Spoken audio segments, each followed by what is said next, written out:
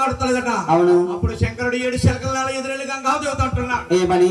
ఈ గంగా నా తల్లి నీ సన్నిధి తానాకు వస్తుంది, నా తల్లికి దొరకకుండా దూరంగా పారిపో గంగా.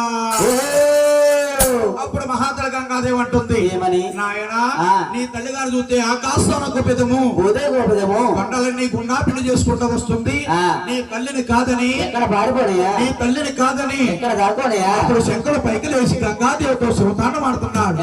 నాయన శివుడులో చేయడం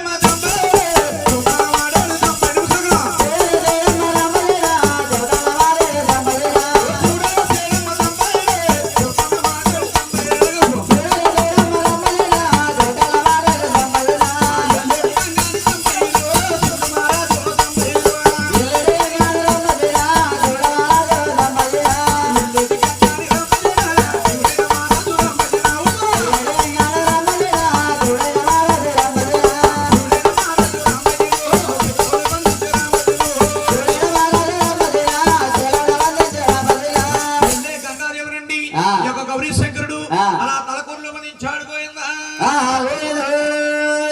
ఎప్పుడైతే తలకూరులో బంధించాడు, తలకూరులో ఉండి గంగాదేవి అంటుంది, ఏమని? నాయనా నీ యొక్క శిఖంలో నేను ఇమ్మలేకపోతున్నానయ్యా. అప్పుడు మహానుభావుడు శంకరుడు అలా తురుపంగా విడిచిపెట్టాడు. అక్కడ కోనేరు అయిందటండి. ఆ కోనేరులోకి వెళ్ళి ఆదిశక్తి 3 దోషులతో నీళ్ళు తీసుకుని ముచ్చట కానీ నేను తానము చేసేసేనన్న సంతోషముతోని ఈ ఆదిశక్తి ఈవిడేం చేస్తుందా, ఓడు ఓడు మంట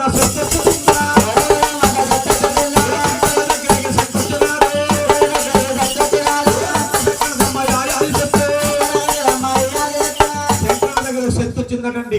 ఇప్పుడు శంకర్ దగ్గరికి వచ్చిందో శంకరుడు అంటా ఉంది, నాయనా నేను 7 సముద్రాలే తలారా తానం చేసి వచ్చే నన్ను పొందు నాయనా. అప్పుడు శంకరుడు అంటున్నాడు, ఏమని? అమ్మా నేను చూస్తే భూమిలో కొన్నా, నువ్వు చేస్తే ఏ తాళ్ళు పడుకున్నావు, ఇల్లులాగా 2 శంకరాల్లాగా తల్లి